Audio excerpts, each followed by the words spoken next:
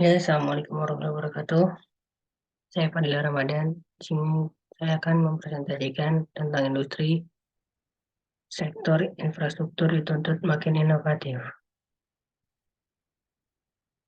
Akhir-akhir ini, infrastruktur di daerah kota masih belum memadai pembangunan fasilitas-fasilitas seperti rumah sakit. Sekolah belum begitu rata, terlalu banyak gedung-gedung yang dibuat untuk bisnis pribadi sehingga mendorong kita untuk semakin inovatif dalam mengekspresikan ide agar infrastruktur di kota seimbang sehingga terlihat lebih bagus dan lebih maju. Caranya adalah merencanakan pembangunan secara matang sebelum memulai untuk membangun infrastruktur yang baik antara setiap lembaga pemerintah maupun itu juga harus menjadi konsen utama. Perencanaan ini tidak hanya berhubungan dengan masalah teknis saja, tetapi berhubungan dengan pembiayaan dalam pembangunan infrastruktur tersebut. Mengajak koordinasi keterlibatan masyarakat selain koordinasi yang baik antar lembaga, komunikasi yang baik dengan pihak masyarakat juga dibutuhkan agar pembangunan dapat berjalan lancar, serta dapat melibatkan masyarakat secara aktif. Dengan begitu baik dan berguna bagi masyarakat, memperbaiki birokrasi Indonesia. Dari sisi pemerintah, perbaikan birokrasi harus menjadi konsen utama untuk menunjang pembangunan infrastruktur di Indonesia. Kebijakan lembaga pemerintah yang terlibat dalam pembangunan infrastruktur harus dapat memprioritaskan kebijakannya agar lebih efisien merawat infrastruktur yang sudah ada. Perawatan infrastruktur yang telah dibangun juga harus dilakukan dengan baik agar dapat digunakan dengan baik dan berumur panjang. Hal ini juga dapat digunakan untuk menghemat pengeluaran negara untuk masalah infrastruktur. Pembangunan infrastruktur desa segayanya disesuaikan dengan kebutuhan masyarakat, bukan keinginan masyarakat, dan disepakati dengan metode masyarakat. Perencanaan pembangunan yang transparan dan keterlibatan masyarakat dalam pembangunan infrastruktur menjadi hal yang fundamental untuk dijalankan demi meminimalisir tindak penyimpanan dan ketidaktepatan sasaran program yang telah direncanakan. Masyarakat desa hendaknya dijadikan sebagai aktor pembangunan. Selanjutnya mengungkap korupsi sampai ke dalam akarnya.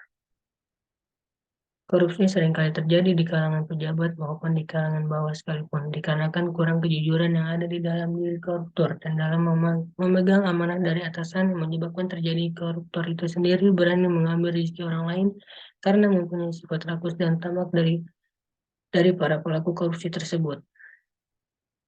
Seperti yang diketahui, kasus korupsi iktp yang menyeret Ketua Umum Partai Golkar yaitu Setia Novanto yang mencapai kerugian 2,3 triliun. Dari kasus tersebut bisa diambil kesimpulan yang membuat banyak orang miskin dan tertipu di Indonesia, dikarenakan hak mereka dikorupsi oleh koruptor tersebut.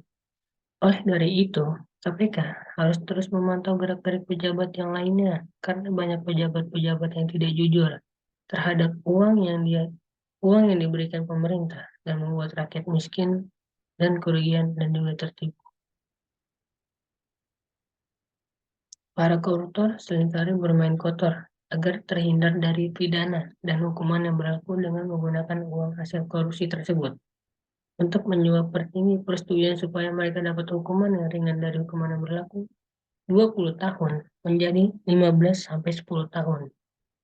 Dan itu sangat ringan dari hukuman dan bahkan mendapatkan tempat di penjara yang sangat nyaman. Kita bisa sebut itu VVIP.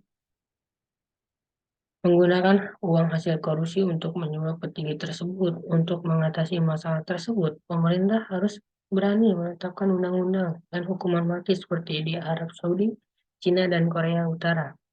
Apabila undang-undang yang menetapkan hukuman mati tersebut berlaku, maka para koruptor akan berpikir dua kali untuk melakukan hal sangat merugikan bagi negara dan juga masyarakat ini. Seperti pasal 100 Undang-Undang nomor 1 tahun 2023, apabila pemerintah berani mengaktifkan pasal tersebut kepada yang melakukan korupsi dan tidak ada masa percobaan 10 tahun di dalam sel. Lebih baik langsung saja dilakukan hukuman mati kepada pelaku koruptor supaya rakyat dan negara sejahtera bisa lebih maju dan berkembang. Ya, itu saja presentasi dari saya. Kurangnya lebih mohon maaf. Wassalamualaikum warahmatullahi wabarakatuh.